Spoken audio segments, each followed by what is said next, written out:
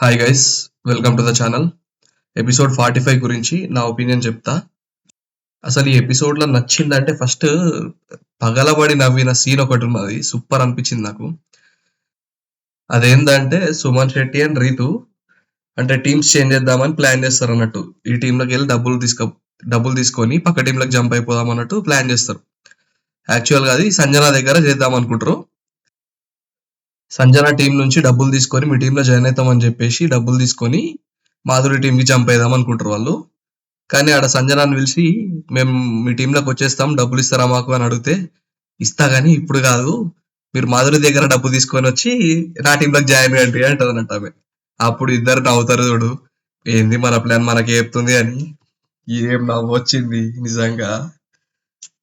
ఇది ఎపిసోడ్కే హైలైట్ ఇది.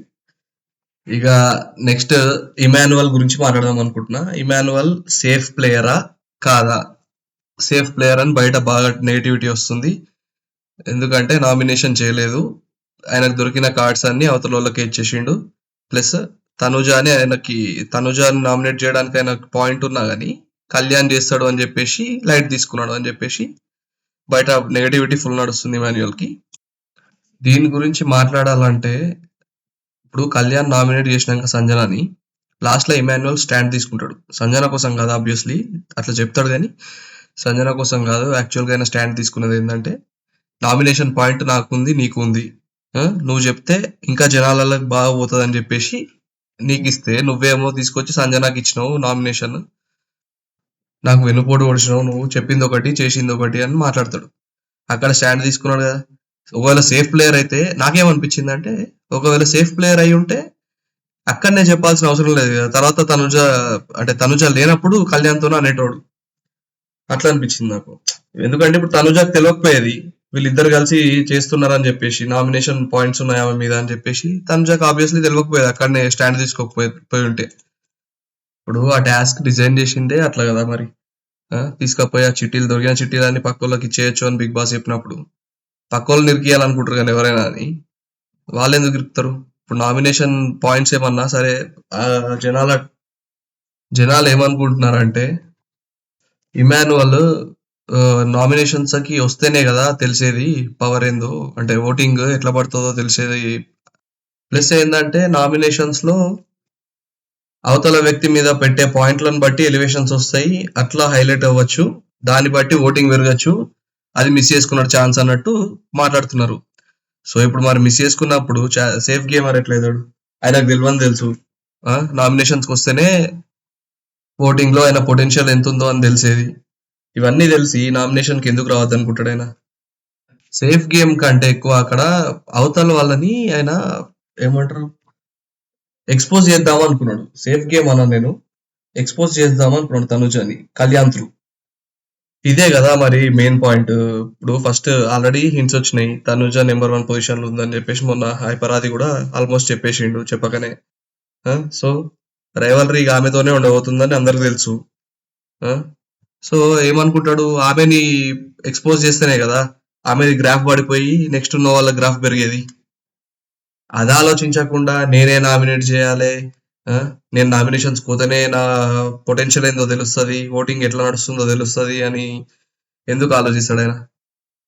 ఒక్కటే నచ్చంది ఏంటంటే అక్కడ సేఫ్ గేమ్ అని ఇక్కడ ఏమనిపించింది అంటే నాకు, సంజన ముందటనేమో అరే నా వల్ల సంజన గారు వెళ్ళిపోతే ఇప్పుడు నాకు బాధ అనిపించదా, నువ్వు మోసం చేసినావు అన్నట్టు మాట్లాడతాడు. తర్వాతనేమో సంజన గురించి కాదు మ్యాటర్ అన్నట్టు మాట్లాడతాడు. అక్కడ సేఫ్ అనిపించింది. అంటే తల్లి అంటాడు కదా, సో ఆమె ముందు బ్యాడ్ కాకుండా ఉండడానికి, అరే ఒకవేళ నువ్వు చేసిన పని వల్ల మమ్మీ వెళ్ళిపోతే గిల్ట్ నాకు ఉంటది కదా అన్నట్టు అక్కడ మాట్లాడతాడు కదా, అది సేఫ్ అనిపించింది నాకు. ఆమె ముందట ఒకలాగా చెప్తాడు అక్కడ, తర్వాత ఇంకోలా మాట్లాడతాడు. అక్కడ సేఫ్ అనిపించిండు, నామినేషన్ పరంగా కాదు. ఇక నెక్స్ట్ సంజన, తనుజ అండ్ కళ్యాణ్ గొడవ గురించి వస్తే, అక్కడ సంజనదే తప్పు అనిపించింది. ఎందుకంటే సంజన ఎప్పుడు చూసినా అని వర్డ్స్ లూజ్ అవుతుంటది. మళ్ళా ఆమె ఏం చేస్తుంది అంటే, తెలుస్తుంది ఆమెకి నాది బ్యాడ్గా వెళ్తుంది అని తెలిసినప్పుడు అక్కడ ఏడుస్తుంది అన్నట్టు, ఏదో ఒకటి మ్యాటర్ తీసుకొచ్చి ఏడుస్తుంది. ఇంట్లో వాళ్ళ గురించి తీసుకొస్తుంది. వెంటనే ఇంట్లో వాళ్ళ గురించి తీసుకొచ్చి కథం సింపతి గేమ్ ప్లే చేస్తుంది. ఎందుకంటే ఇంతకుముందు చూసినప్పుడు ఒక మాట అంటది కదా డెమాన్ పవన్ ని, నీకు అమ్మాయిలే కనబడతారు, అమ్మాయిలు ఎక్కడ కనబడతారు అనే మాట అంటది. తర్వాత ఆమె రియలైజ్ అవుతుంది, మనం కరెక్ట్ క్లారిటీగా చూస్తే ఆమె రియలైజ్ అయింది. అందరూ ఏంది ఈ మాటలు అనేసరికి రియలైజ్ అయింది. రియలైజ్ అయ్యి వెంటనే కథం మళ్ళీ ఫ్యామిలీని గుర్తు తెచ్చుకొని, నేను నా ఫ్యామిలీని వదిలేసి వచ్చింది మీకోసమా, మీతో మాటలు పడ్డానికా అని వెంటనే స్టార్ట్ చేస్తుంది డ్రామా. ఇప్పుడు ఇక్కడ చూసుకుంటే సేమ్. ఏంది, కళ్యాణ్‌ని 100 మాటలు అంటది. ఆ! అది గూడా నామినేషన్ అయిపోయింది. అక్కడ పెట్టాలి పాయింట్స్. అయిపోయింది. అయిపోయినంక పగ పెట్టుకొని ఆయనను 100 మాటలు అంటది. ఆయన తిరిగి ఒక్క మాట అంటే ఈమె పడదన్నట్టు. ఎప్పుడు చూసినా అంతే ఈమె. అవతలోళ్ళు ఈమెను ఒక్క మాట అనొద్దు. అంటే ఖతం మళ్ళా అక్కడ ఆళ్ళని నెగెటివ్‌గా తీసుకుపోతది. ఇక అది ఆమెకి అర్థమైనప్పుడు మళ్ళా మరీ నెగెటివ్ వెళ్ళిపోతున్నావు కావచ్చు అన్నప్పుడు మళ్ళా ఖతం సింపతి గేమ్ స్టార్ట్ చేస్తది. ఏడుస్తది. అరే! నా కొడుకు నేనక్కడ కొడుకుని మిస్ అయితున్నా కాబట్టి ఇక్కడ ఇమాన్యుయల్‌ని నా కొడుకులా చూసుకుంటా. ఇవన్నీ చెప్పుకుంటా ఏడిచింది. ఆమె బేసిక్ ఏమనుకున్నదంటే, కళ్యాణ్ ఇంతకుముందు మాధురితోని ఫైట్ చేసినప్పుడు కొద్దిగా తగ్గిండు గదా! ఆ! నెగెటివ్‌గా పోతానేమో అనుకున్నాడో మరేమో అనుకున్నాడో గాని తగ్గిండు గదా! భయపడ్డాడో గాని. సో, అట్లనే ఈమెతోని గూడా అట్లే బిహేవ్ చేస్తాడేమో అనుకున్నది. అట్లా అని చెప్పేసి ఇగ మొత్తం ఎక్కి తొక్కుదాం అనుకున్నది. నడవలేదు. కళ్యాణ్ పూర్తిగా రివర్స్ అయ్యిండు. దెబ్బకి ఖతం. చుక్కలు కనిపించినాయి. మళ్ళీ ఇష్టం ఉన్నట్టు మాట్లాడింది. తనుజ గురించి మధ్యలో మ్యాటర్ తీసుకొస్తది. ఆ! ఏమేమో మాట్లాడుతది. ఇక తనుజ ఆ విషయంలో ఆమె కూడా సీరియస్ అయిపోయి ఆమెని కన్ఫరెంట్ చేస్తది. కన్ఫరెంట్ చేసినప్పుడు ఇక వాళ్ళిద్దరికి గొడవ అవుతది కదా! తర్వాత ఏందంటే ఆమె తనుజ అంటదన్నట్టు. ఇదంతా అడుగుతది. ఈ చీప్ మాటలు, అమ్మాయిల క్యారెక్టర్ ని అసాసినేట్ చేసుడు ఇదేంది అంతా అని చెప్పేసి అడుగుతది. అడిగితే ఆమె డిఫెండ్ చేసుకుంటది. కానీ ఎంత డిఫెండ్ చేసుకున్నా అని మాటలు వదిలినాక బాగుండదు ఇక. ఆ తర్వాత సంజన అని అంటది తనుజ, అరే అనవసరంగా నీకోసం సాక్రిఫైస్లు చేసి మరీ రప్పించుకున్నాం మేము, అసలు చేయకుండా ఉండాల్సింది అన్నట్టు. అంటే ఆమె అంటది, నువ్వు చేసిన బోడి సాక్రిఫైస్ ఏంది, మళ్ళీ నెక్స్ట్ నుంచే కాఫీ తాగుతున్నావు అన్నట్టు. మా అంటే 3 రోజులు ఆగినావు, తర్వాత నుంచి కాఫీ తాగుతూనే ఉన్నావు అన్నట్టు చెప్తది సంజన. ఇక్కడ పాయింట్ అది కాదు కదా, సాక్రిఫైస్ చేసినప్పుడు ఏమన్నది ఆమె, అరే నేను వీళ్ళతో అస్సలు గొడవపడా, వీళ్ళకి సపోర్ట్గా ఉంటా ఇప్పుడు, ఏదో వాళ్ళని కాపాడుతా నేను అన్నట్టు బిల్డప్ ఇస్తుంది అప్పుడు. ఇక రీతు అంటది అన్నట్టు, అంటే తనుజాకు మండిపియాలని చెప్పేసి నువ్వు చేసింది పెద్ద సాక్రిఫైస్ ఏం కాదు తీయు, ఆమె చేసింది చూడు రీతు, ఆమె జుట్టు కట్ చేసుకుంది నా కోసం, అది సాక్రిఫైస్ అంటే అంటది. ఐ హోప్ రీతుకి సంజనాకి గొడవ జరగాలనుకుంటున్నాను నేను. అంటే అప్పుడేమంటదో చూద్దాం. ఈ మ్యాటర్ రావాలి మళ్ళా. అప్పుడు ఖచ్చితంగా అంటది, నువ్వు చేసింది ఒక బాడీ సాక్రిఫైస్ జుట్టుదేముంది మళ్ళా వేరు కదా అని చెప్పేసి.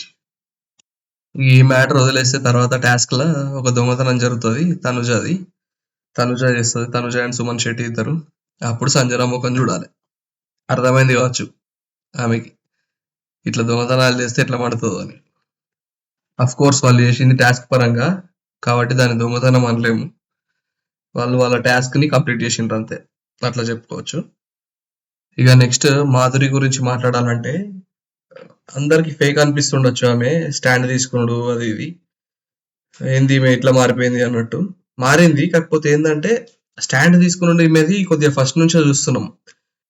వైల్డ్ కార్డ్స్ రాగానే వచ్చిన ఫస్ట్ నామినేషన్ లా బాల్ ఇస్తారు కదా, వాళ్ళు బాల్ ఇచ్చి నామినేషన్ చేయమంటారు కదా, దాంట్లో కూడా సంజనకు అగేన్స్ట్ గా తీసుకుంటది స్టాండ్ మాధురి. లేదు మీరు జెండర్ బయాస్డ్ గా తీసుకురావద్దు టాపిక్ ని, మీకు ఆడ చేతనైతే ఆడండి, లేకపోతే తప్పుకోండి, అంతేగాని నేను మగవాళ్ళతో ఆడవాళ్ళతో ఆడా అని తీసుకురావద్దు అని చెప్తుంది. ఆమె స్టాండ్ తీసుకుంటుంది డెఫినెట్ గా, కానీ ఆమె ఎంతవరకు పాటిస్తుందా అనేది తెలిసిన విషయమే. ఎందుకంటే ఆమె కూడా చాలా మాటలు అన్నది తర్వాత, ఈ ఈ సీన్ తర్వాతనే అంటది. తర్వాత మళ్ళీ ఇప్పుడు స్టాండ్ తీసుకుంటుంది. కాకపోతే మనకి ఫేక్ అని ఎందుకు అనిపిస్తుంది అంటే, గొడవలు పెట్టుకుని మానేసింది వీకెండ్ తర్వాత, అండ్ ఓన్లీ స్టాండ్సే కనిపిస్తున్నాయి ఏడ చూసినా అని, అట్లా అనొద్దు ఇట్లా అనొద్దు, ఇది తప్పు అది తప్పు అని చెప్తూనే ఉన్నది. అవే ఎక్కువ కనిపించేసరికి ఇక ఈమెంది మరి మానవతామూర్తిలా మారిపోయింది అన్నట్టు జనాలు ఫీల్ అవుతున్నారు. ఇంకో విషయం మాట్లాడాలనుకుంటున్నా, ఏంటంటే తనుజ వర్సెస్ సంజన జరిగింది కదా, ప్లస్ ఇంతకుముందు తనుజ వర్సెస్ రమ్య జరిగింది, కానీ తనుజ వర్సెస్ మాధురి జరగలేదు. ఎందుకంటే ఎందుకు చెప్తున్నా అంటే, తనుజ అన్నది రమ్య అండ్ మాధురి కలిసే అన్నారు కదా ఇద్దరు. మరి రమ్యతో గొడవ పెట్టుకుంది కానీ మాధురితో గొడవ పెట్టుకోలేదు. అంటే జనాలు ఏమనుకుంటున్నారంటే, అరే మాధురి వచ్చి సారీ చెప్పింది కదా, సో ఆమెతో ఎందుకు గొడవ పెట్టుకుండు అని చెప్పేసి జనాల వాదన. కాకపోతే అక్కడ ఏంది, సరే గొడవ పెట్టుకోకపోతే గొడవ పెట్టుకోకు, సారీ చెప్పినాక క్షమించేసినావు ఓకే, కానీ మరీ క్లోజ్‌గా ఎట్లుంటారు అసలు అంత పెద్ద మాటలు అన్నాక? ఆ! ఇప్పుడు నామినేషన్‌ల తనుజ మాట్లాడింది కదా! 2 చేతులు కలిస్తేనే చప్పట్లు కాదు. అప్పుడప్పుడు ఒకటే చేత్తోని ఇట్లా విజిలేస్తే కూడా గట్టిగా పేలుతది అన్నట్టు. మరి అక్కడ 2 చేతుల డైలాగ్ అసలు కొట్టింది ఎవరు? మాధురియే కదా! మరి అటువంటప్పుడు ఆమెని ఏందో రాజు రాజు అని పిలుస్తది. మమ్మీ మమ్మీ అంటారు. ఏందో అసలు.